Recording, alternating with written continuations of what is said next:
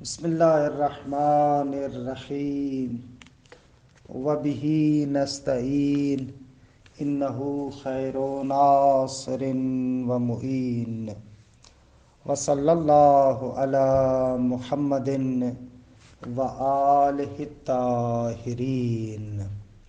الحمدللہ، خداوند منان کے لطف و کرم سے ہماری گفتگو جواہر البلاغہ میں ہے کہ عرض کیا کہ مقدمہ فصاحت و بلاغت کے معنی کے بیان میں ہے۔ فصاحت کا معنی عرض کیا کہ فصاحت مفرد کی صفت بھی واقع ہوتی ہے، کلام کی صفت بھی واقع ہوتی ہے اور متکلم کی صفت بھی واقع ہوتی ہے۔ اب آتے ہیں بلاغت میں۔ بلاغت کا لغت میں معنی ہے الوصول والانتہا، یعنی ایک شے اپنی غایت تک پہنچ جائے، ایک شے کا پہنچ جانا، یہ بلاغت کا لغوی معنی ہے۔ کہ یہاں پر مصنف دو شاہد لغت سے اس کے بارے میں پیش کرتے ہیں۔ البلاغت فی اللغہ تدل علی الوصول والانتہا۔ بلاغت لغت میں کہتے ہیں کہ ایک شے پہنچ جائے، وصول اور انتہا کا ایک ہی معنی ہے، یعنی پہنچنا، پہنچنے پر دلالت کرتا ہے یہ لفظ بلاغت۔ مثلا یقال بلغ فلان مرادہ، عرب کہتے ہیں کہ فلاں اپنی مراد تک پہنچ گیا، تو اس کے لیے کہتے ہیں بلغ فلان مرادہ، اپنے مقصود، اپنے ہدف تک پہنچ گیا۔ اذا وصل الیہ، یہ اذا عرض کیا کہ ظرفیہ تفسیریہ ہے، جب اس چیز کی طرف پہنچ جائے، مراد تک پہنچ جائے تو کہتے ہیں بلغ فلان مرادہ۔ یا وبلغ الرکب المدینۃ اذا انتہا الیہا۔ رکب یا تو راکب کی جمع ہے یا اس میں جمع ہے کہ اس کا مفرد نہیں ہے۔ کہتے ہیں وبلغ الرکب المدینہ، جو راکب تھے، سوار تھے، وہ لوگ شہر میں پہنچ گئے۔ اذا انتہا الیہا، یعنی جب شہر تک پہنچ جائے۔ اچھا، اس کو میں نے کیوں کہا کہ جمع ہے یا اس میں جمع؟ ظاہراً کتاب سے ایسے لگ رہا ہے کہ یہ اس کو اس میں جمع سمجھ رہے ہیں، کیونکہ اگر جمع ہوتا تو اذا انتہت، یعنی اذا انتہت، یا واحد مؤنث کی ضمیر پلٹاتے یا جمع کی ضمیر پلٹاتے۔ حالانکہ انتہا مفرد مذکر کی ضمیر پلٹ رہی ہے رکب کی طرف، تو اس کا معنی یہ ہوگا کہ یہ اس میں جمع ہے۔ اچھا، یہ اس کا لغوی معنی، اور اسی اعتبار سے یہ بھی آپ سنتے ہیں نا، فلاں کا مبلغ علم یہ ہے۔ مبلغ یعنی وہی منتہا، آخرش، یہیں تک پہنچتا ہے اس کا علم مثلا۔ یا کہتے ہیں مبلغ الشیء، یعنی ایک شے کا منتہا، آخرش۔ المبالغۃ فی الشیء، یعنی ایک شے میں آخری حد تک چلا جانا۔ خوب، اسی اعتبار سے علم بلاغت کو بھی بلاغت کہتے ہیں کہ لِأَنَّهَا تُنْهِي الْمَعْنَى إِلَىٰ قَلْبِ السَّامِعِ، کہ ابو ہلال ایسے کہتے ہیں، یہاں پر نہیں ہے، باہر سے پڑھ رہا ہوں عبارت۔ ابو ہلال کہتے ہیں انما سمیت البلاغت بلاغتاً لأنها تنہی المعنی الى قلب السامع، کیونکہ بلاغت سامع کے دل میں معنی کو پہنچا دیتی ہے۔ فیفہمہ، نتیجتاً وہ سامنے والا بات کو سمجھ جاتا ہے۔ خلاصہ کلام، بلاغت پہنچنے کو کہتے ہیں لغت میں۔ اصطلاحاً بلاغت کلام اور متکلم کے لیے صفت واقع ہوتی ہے. وَهِيَ تَقَعُ فِي الْإِصْطِلَاحِ وَصْفًا لِلْكَلَامِ وَالْمُتَكَلِّمِ دُونَ الْمُفْرَدِ. آگا یہ بلاغت کلام اور متکلم کے لیے صفت واقع ہوتی ہے.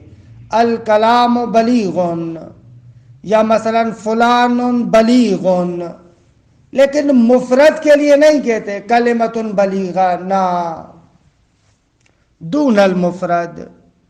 کیوں؟ فرماتے ہیں لعدم السماع بذالک، اس لیے کہ اس طریقے کی چیز عربوں سے سنی ہی نہیں گئی. اچھا، یہ جو لعدم السماع بذالک کے اندر تھوڑی سی دقت کیجیے گا، یہ کیا ہے؟ دلیل عدم اتصاف ہے یا علت عدم اتصاف ہے؟ ایک مرتبہ ہم یہ پوچھنا چاہتے ہیں کہ مفرد بلاغت سے کیوں متصف نہیں ہوتا. اس کا معنی یہ کہ آپ اس کی علت کو سمجھنا چاہتے ہیں. دوسری مرتبہ کہتے ہیں کہ آپ کو کیسے پتا چلا کہ مفرد بلاغت سے متصف نہیں ہوتا. جب کہا جائے کہ کہاں سے پتا چلا، کیسے پتا چلا کہ مفرد بلاغت سے متصف نہیں ہوتا، تو اس کے لیے دلیل چاہیے. لیکن یہ کہنا کہ مفرد کیوں بلاغت سے متصف نہیں ہوتا، اس کے لیے دلیل نہیں بلکہ علت چاہیے اس کی. تو یہ لعدم السماع بذالک دلیل عدم اتصاف ہے. کہاں سے پتا چلا آپ کو کہ مفرد بلاغت سے متصف نہیں ہوتا؟ خوب کہتے ہیں کہ بھئی لغت عرب میں سنا ہی نہیں ہے. درست ہے، ان دونوں چیزوں میں فرق کرے. دلیل اور علت میں فرق ہے. دلیل میں علت علم کا پتہ لگایا جاتا ہے، لیکن علت میں علت وجود کا پتہ لگایا جاتا ہے. خوب، یہ لعدم السماع بذالک دلیل عدم اتصاف ہے. کیوں متصف نہیں ہوتا؟ کہاں سے پتا چلا؟ نہ اس کا جواب نہیں ہے کہ کیوں متصف نہیں ہوتا، بلکہ اس کا جواب ہے کہ کہاں سے پتا چلا کہ مفرد بلاغت کے ساتھ متصف نہیں ہوتا. کہا کہ لغت عرب میں نہیں سنا. بلاغت الکلام، عرفوا بلاغت الکلام بأنها مطابقۃ الکلام الفصیح لما یقتضیہ حال الخطاب. ایک سطر کا ترجمہ کروں پھر وضاحت کرتا ہوں. بلاغت کلام یعنی کلام فصیح کا مقتضائے حال کے مطابق ہونا. کہ بہرحال یہاں پر چند چیزوں کی وضاحت کی ضرورت ہے، توجہ کریں. دیکھیں، کبھی کبھار ہم متکلم کی حالت کو دیکھتے ہیں کہ متکلم بیچارہ مریض ہے بہت زیادہ، یا بوڑھا ہے، تو اپنے حال کے مطابق وہ بات کرے گا. اگر مریض ہے تو مختصر بات کرے گا، بوڑھا ہے تو اس اعتبار سے بات کرے گا. کبھی کبھار ہم مخاطب کے حال کو مد نظر رکھتے ہیں. ہمارے سامنے عوام بیٹھی ہوئی ہے تو اس طریقے سے بات کریں گے، بچے بیٹھے ہوئے ہیں تو ان کے اعتبار سے گفتگو کریں گے، اگر طلاب بیٹھے ہوئے ہیں تو ان کے اعتبار سے گفتگو کرتے ہیں، محققین اور علماء ہوں تو ان کے اعتبار سے گفتگو کرتے ہیں. خوب کبھی کبھار زمان کو مد نظر رکھتے ہیں. مثلا محفل میلاد ہے تو اس کے اعتبار سے گفتگو کریں گے، وہی وہاں پر مصائب نہیں پڑھتے معمولاً. ایصال ثواب کی مجلس ہے، اس کے اعتبار سے گفتگو کریں گے.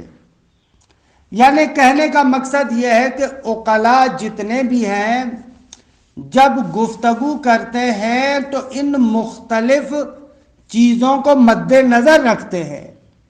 کبھی متکلم کا حال ہے، کبھی مخاطب کا حال ہے، کبھی وہ زمانہ ہے، یا کبھی متکلم، مخاطب، زمان، ان کے علاوہ چیزوں کا آپ لحاظ کرتے ہیں۔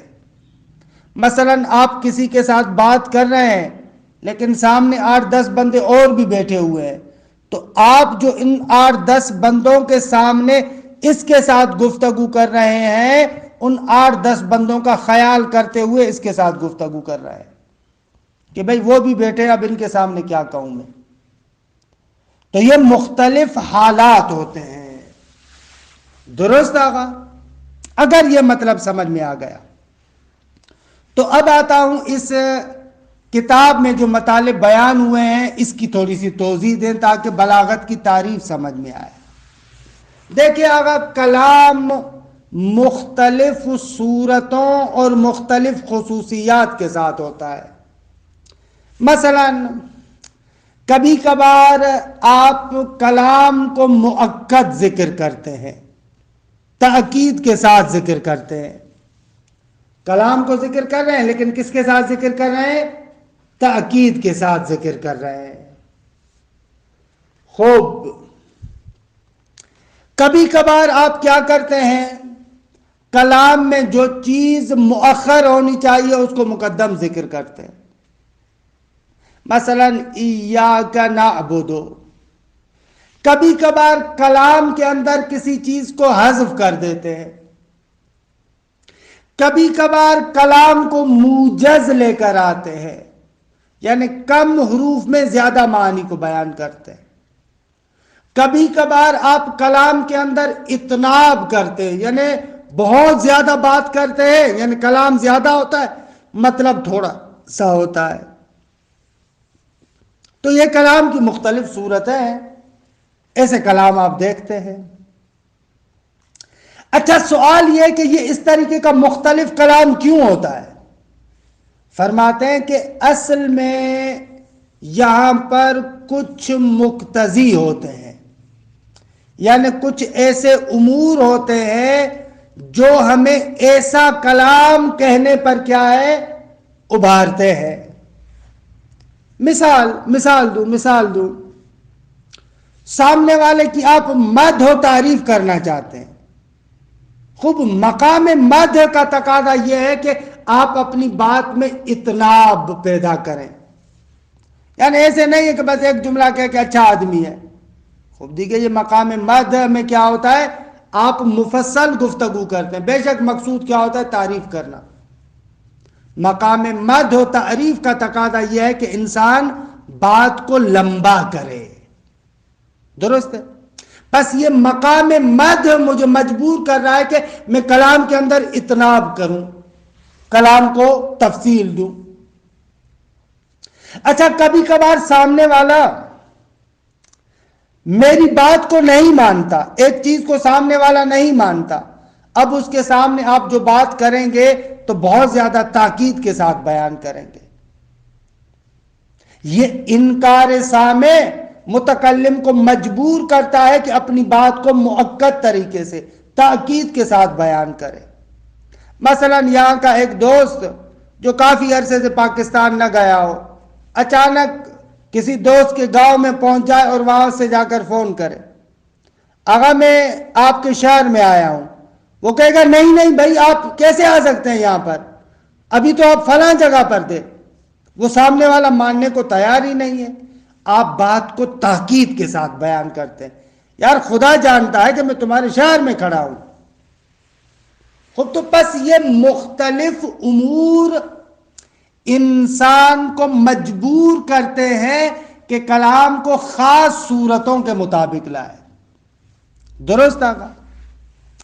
اگر یہ مطالب سمجھ میں آ گئے تو تعریف بالکل روشن ہے۔ آغا، وہ امر جو متکلم کو ایک خاص کلام کرنے پر ابھارتا ہے، اس امر کو بلاغت میں کہتے ہیں مقام یا حال۔ مثلا مدح وہ مقام اور حال ہے جو متکلم کو ابھار رہا ہے کہ کلام کو طولانی کرے۔ مثلا سامع کا انکار وہ مقام اور حال ہے کہ متکلم کو ابھار رہا ہے کہ متکلم کلام کو مؤکد ذکر کرے. پس وہ امور جو متکلم کو ابھارتے ہیں کہ کلام کو ایک خاص صورت میں لے کر آئے، اسے کہتے ہیں مقام، حال، دونوں نام ہیں. اور وہ جو صورت مخصوصہ ہے جس کو آپ اس حال کے مطابق لے کر آتے ہیں، اس کو کہتے ہیں مقتضائے حال. مثلا سامنے والا منکر ہے، یہ انکار حال ہے، آپ اس حال کے اعتبار سے کلام کو مؤکد تاکید کے ساتھ ذکر کرتے ہیں. ان زیدن قائمون، یہ جو کلام کو تاکید کے ساتھ ذکر کرتے ہیں اس کو کہتے ہیں مقتضائے حال. انشاءاللہ کہ مطلب روشن ہو گیا ہوگا. اگر یہ مطلب واضح ہو گیا تو بلاغت کی تعریف بھی روشن ہے. بلاغت یعنی وہ کلام فصیح جو مقتضائے حال کے مطابق ہو. پس بلاغت کے اندر ضروری ہے کہ کلام فصیح ہو، ساتھ اس کے مقتضائے حال کے مطابق ہو. بھائی اگر محفل میلاد ہے تو اس محفل میلاد میں آپ موت کا تذکرہ لے کر نہ بیٹھ جائے، یہ مقتضائے حال کے برخلاف ہوگی بات. اگر ایصال ثواب کی مجلس ترہیم ہے تو اس کے اندر مولود کعبہ کا ذکر لے کر نہ بیٹھ جائے، بلکہ وہاں پر موعظہ ہے، نصیحت ہے، موت ہے، انسان کو ڈرانا، انذار کرنا خدا کی مخالفت سے. اس کا یہ تقاضا ہے. دیگے تقریباً مطلب روشن ہو گیا. عبارت کی طرف آئیں. عرفوا بلاغت الکلام، بلاغت کلام کی تعریف کی ہے بلاغیوں نے اس طریقے سے کہ بِأَنَّهَا مُطَابَقَةُ الْكَلَامِ الْفَصِیحِ، بلاغت یعنی یا مطابقت الکلام الفصیح. مطابقت و مصدر بھی درست ہے، اس میں فاعل بھی درست ہے، دونوں پڑھ سکتے. مطابقت الکلام الفصیح، کلام فصیح کا مطابق ہونا. کس کے مطابق ہونا؟ لما یقتضی ہے حال الخطاب، جس کا تقاضا کرتا ہے حال خطاب. تعبیر نہیں لے کر آئے کہ حال مخاطب. مقتضائے حال مقید نہیں ہے حال مخاطب کے ساتھ. عرض کیا کبھی مقتضائے حال میں متکلم کی حالت کو مد نظر رکھتے ہیں، کبھی مخاطب کی حالت کو مد نظر رکھتے ہیں، کبھی اس زمان کو مد نظر رکھتے ہیں، کبھی کبھار نہ متکلم نہ مخاطب نہ زمان، اصلاً کوئی تیسری چیز ہوتی ہے. تو اسی لیے انہوں نے تعبیر اچھی استعمال کی، حال خطاب، حال خطاب کے مطابق ہو. درست ہے. مقتضائے حال خطاب، وہ کلام فصیح جو حال خطاب کے مطابق ہو. حالانکہ وہ حال کبھی متکلم کا ہوتا ہے، بیمار ہے، جوان ہے، کیا ہے، کبھی مخاطب کا ہے، منکر ہے، مانتا ہے، کیا کرتا ہے، کبھی زمان ہے، ولادت ہے، شہادت ہے، محفل ہے، مجلس ہے، کبھی کبھار اصلاً تیسرا بندہ. عمومی جگہ پر آپ اپنے دوست کے ساتھ بیٹھے ہوئے، وہاں پر آپ بات دوست کے ساتھ کر رہے ہیں لیکن لحاظ ان لوگوں کا بھی کر رہے ہیں جو وہاں پر بیٹھے ہوئے ہیں. یار ان کے سامنے تو وہ میں باتیں نہیں کر سکتا آپ کے ساتھ. ایسے وَهَذَا يَحْتَاجُ إِلَى شَيْءٍ مِّنَ الْبَيَانِ. خوب اس میں تھوڑی بہت توضیح کی ضرورت ہے. فَعْلَمْ، پس جان لو، أَنَّ لِلْكَلَامِ صُوَرًا وَخُصُوصِيَّاتٍ، جان لو کہ کلام کی مختلف صورتیں ہیں اور مختلف خصوصیات ہیں. کل ایجاز، جیسے ایجاز. ایجاز کہتے ہیں کہ حروف کم ہو مطلب زیادہ ہو، اور ایجاز کے مخالف ہوتا ہے اطناب، یعنی کلام زیادہ ہو مطلب کم ہو. والتأکید روشن ہے.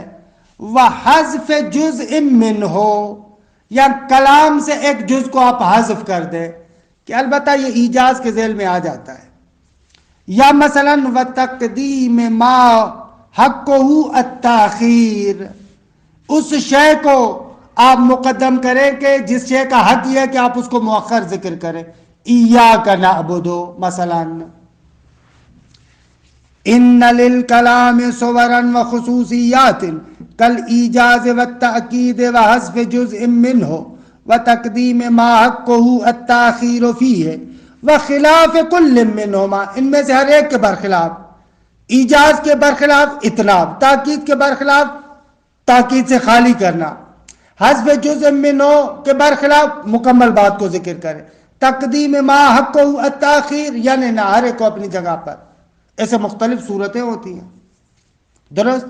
دوسرا نقطہ وَأَيْضًا هُنَاكَ أُمُورٌ، کہ ہمارے سامنے کچھ چیزیں ہیں کہ تدعو المتکلم، کہ جو بلاتی ہیں، ابھارتی ہے، اکساتی ہے متکلم کو، کس بات کی طرف بلاتی ہیں؟ اِلَىٰ أَن يُورِدَ كَلَامَهُ عَلَىٰ صُورَةٍ مَخْصُوصَةٍ مِنْهَا دُونَ خِلَافِهَا، منہا صور کی طرف ضمیر جا رہی ہے کہ متکلم اپنے کلام کو ایراد کرے، یعنی لائے ان صور میں سے ایک خاص صورت کے مطابق، دون خلافیا، اس صورت کے برخلاف پر نہ لائے۔ وَيُسَمَّ الْأَمْرُ الدَّاعِي، جو امر متکلم کو بلا رہا ہے یعنی اکسا رہا ہے، اسے کیا کہتے؟ المقام وحال الخطاب، مقام بھی کہتے ہیں، حال خطاب بھی کہتے، مقتضی بھی کہتے ہیں۔ وَالصُّورَةُ الْمَخْصُوصَةُ الْمَدْعُوُّ إِلَيْهَا، اور وہ صورت مخصوصہ کہ جس کی طرف بلایا جا رہا ہے، مثلا انکار بلا رہا ہے تأکید کی طرف، مدح بلا رہا ہے اتناب کی طرف، یہ جو صورت مخصوصہ یعنی انکار یعنی اتناب، اس کو کہتے الاعتبار المناسب و مقتضی الحال، اس صورت مخصوصہ کو کہ جس کی طرف بلایا جا رہا ہے اس کو اعتبار مناسب اور مقتضی حال کہتے ہیں۔ مثلا المدح يدعو المتکلم الى اطناب الکلام، مدح متکلم کو پکار رہی ہے کہ بھئی کلام کو مفصل ذکر کرو، ایک آدھ جملے میں ختم نہ کرو، دون ایجاز ہی، کلام میں ایجاز نہیں ہونا چاہیے، اور مساوات ہی، کلام معنی کے برابر نہیں ہونا چاہیے، کلام زیادہ ہو بے شک معنی کم ہو۔ فالمدح حال و مقام والاتناب مقتضی الحال، مدح حال اور مقام ہے اور اتناب مقتضی حال ہے۔ پس فَإِنْ أَجَابَ الْمُتَكَلِّمُ الدَّاعِيَ، اگر اس داعی کا جواب دے متکلم، وَأَوْرَدَ كَلَامَهُ الْفَصِيحَ مُطَابِقًا لِمُقْتَضَاهُ، اگر اپنے کلام فصیح کو اسی کے مقتضا کے مطابق لے کر آئے تو کیا ہوگا؟ یکون کلامہ بلیغاً، اس کا کلام کیا ہو جائے گا؟ کلام بلیغ، کہ بریکٹ میں بِأَنْ أَطْنَبَ فِي مقام المدح، مثلا مقام مدح میں کلام اتناب لے کر آئے، وَإِلَّا فَلَا، یعنی اگر ایسے نہ ہو تو پھر کلام بلیغ نہیں ہوگا۔ کلام بلیغ میں دو خاصیتیں ہوں، ایک کلام فصیح ہو، دو مقتضی حال کے مطابق ہو۔ اگر کلام فصیح نہ ہو تو بھی بلیغ نہیں ہے، اگر فصیح تو ہو لیکن مقتضی حال کے مطابق نہ ہو تو بھی بلیغ نہیں ہے۔ اس اعتبار سے فصاحت اور بلاغت میں عام خاص مطلق کی نسبت ہوگی۔ مثلا کل بلیغ فصیح، جو بھی بلیغ ہوگا اس کو فصیح ہونا چاہیے، کیونکہ اگر فصیح نہیں ہوگا تو بلیغ نہیں ہے۔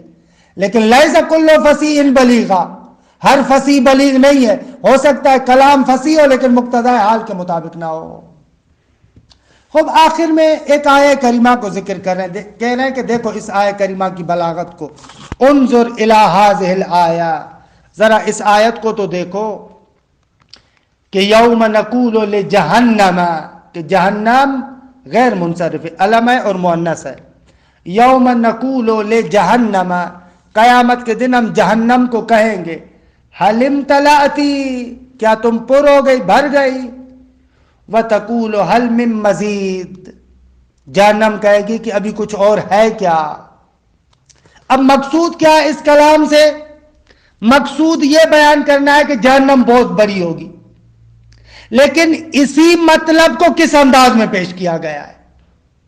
مقصد یہ ہے کہ جہنم واسعتن، وسیع ہے، بہت بڑی ہے، لیکن اس کو کتنے خوبصورت انداز سے سوال و جواب کی صورت میں پیش کیا گیا، ایسے پیش کیا جا رہا ہے تاکہ یہ بات سامع کے نفس میں باقاعدہ اوقع ہو، اس کے نفس میں باقاعدہ جگہ بنا لے۔ مصنف کہتے ہیں وَقُلْ لِي، مجھے ذرا بتاؤ تو صحیح، هل تتصور بیانا احسن من بیانہ سبحانہ، کیا تم پروردگار عالم کے اس بیان سے خوبصورت بیان کو تصور کر سکتے ہو؟ حالا بیان کس چیز کے بارے میں؟ فی افادت ان جہنم واسعۃ، اس نقطے کے بارے میں کہ جہنم بہت بڑی ہوگی، وَأَنَّهَا لَا تَمْتَلِئُ، وہ بھرے گی نہیں، مَعَ كَثْرَةِ مَا يُلْقَى فِيهَا، باوجود اس کے کہ اس میں بہت ساروں کو پھینکا جائے گا، من المجرمین والشیاطین والکفار والمنافقین، مجرمین، شیاطین، کفار، منافقین کو اس میں ڈالا جائے گا، لیکن وہ پھر بھی نہیں بھرے گی۔ فَإِنَّهُ، بھائی کیسے یہ کہہ رہے ہیں کہ یہ کلام اتنا خوبصورت ہے؟ فرماتے اس لیے کہ فَإِنَّهُ سُبْحَانَهُ لَمْ يَقُلْ جہنم واسعۃ، ایک جملہ کہہ کے یہ کہہ دے کہ جہنم بہت بڑی ہے، ہاں، واقعاً انذار کے لیے، ڈرانے کے لیے، سامنے والے کے وجود کے اندر مؤثر کلام پیش کرنے کے لیے فقط اتنا جملہ کافی نہیں تھا کہ جہنم واسعۃ، جہنم بہت بڑی ہے، نہ، بل عبر عنہا، بلکہ انہا یعنی وسعت جہنم، بلکہ خداوند متعال نے اس وسعت جہنم کو تعبیر کیا بسؤال و جواب، سوال اور جواب کی شکل میں، والاستفہام منہ تعالی لیس بحقیقی بل تقریری، اگر اس مورد میں والاستفہاموں میں الف لام آگے ذکری ہے، یعنی یہاں پر یہ جو خدا کہہ رہا ہے حل امتلأتی، خدا کا یہاں پر استفہام حقیقی تھوڑی ہے، کیونکہ استفہام حقیقی وہاں پر ہوتا ہے جہاں پر ایک بندہ جاہل ہو اور دوسرے سے پوچھے، نعوذ باللہ، خدا کے لیے تو جہل کی بات نہیں ہے، لہذا یہ استفہام حقیقی نہیں بلکہ استفہام تقریری ہے، سامنے والے سے اقرار لیا جا رہا ہے۔ والاستفہام منہ تعالی لیس بحقیقی، خداوند متعال کی جانب سے یہ جو استفہام ہے یہ استفہام حقیقی نہیں ہے، بل تقریری، بلکہ استفہام تقریری ہے۔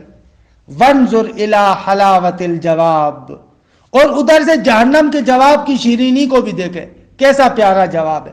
فَإِنَّهُ لَا يَكُونُ بِقَوْلِ لَا أَوْ لَمْ أَمْتَلِئ، جہنم یہ نہیں کہتی کہ نہ یا میں نہیں بھری، بل جاء علی صیغۃ السؤال، بلکہ جہنم بھی جواب سوال کے انداز میں دے رہی ہے، حل من مزید، کہ فَإِنَّهَا تَقُولُ، کہ یہ جہنم کہہ رہی ہے، اس تقول و قول کا مقولہ ہے حل من مزید، جہنم بھی کہہ رہی ہے مشبہتاً، در حالی کے شباہت رکھتے ہوئے، کس کے ساتھ؟ بے جائن، اس کے ساتھ کہ جو ایک شخص بھوکا ہے، شرحانہ، شرحانہ کہتے ہیں کہ جس کے اندر ابھی غذا کی مثلا خواہش ہے اور کھانا چاہتا ہو انسان، جس کے اندر ابھی اشتہا ہو، اس کو کہتے ہیں شرحانہ، کہ شرحانہ غیر منصرف ہے، فعلان کے وزن پر، فعلان کے وزن پر ہے، اور اس کا مؤنث تا کے بغیر ہے، شرحا حمزہ کے ساتھ ہے، لہذا یہ غیر منصرف ہے۔ فَإِنَّهَا تَقُولُ مُشْبِهَةً بِجَائِئٍ شَرْحَانَ، اس بھوکے کے ساتھ شباہت رکھتے ہوئے کہ جو ابھی اور کھانا چاہتا ہے، کہ لم یشبع بعدو، جو بھوکا ابھی تک بھرا نہیں ہے، اس کا پیٹ نہیں بھرا، اس کے ساتھ شباہت رکھتے ہوئے کہہ رہی ہے حل من مزید، ابھی کچھ اور ہے۔ فَاتَّضَحَ، پس روشن ہو گیا کہ حال کیا ہے، مقتضائے حال کیا ہے، بلاغت کیا ہے، اور کلام بلیغ کیا ہے۔ الحال هو الامر الداعی للمتکلم الا ان یورد کلامہ علی صورت مخصوصۃ دون اخری. چلے بھلا وقت تمام ہو گیا ہے، یہاں سے کل پڑھیں گے. وصلی اللہ علی محمد و اہل بیتہ الطیبین الطاہرین.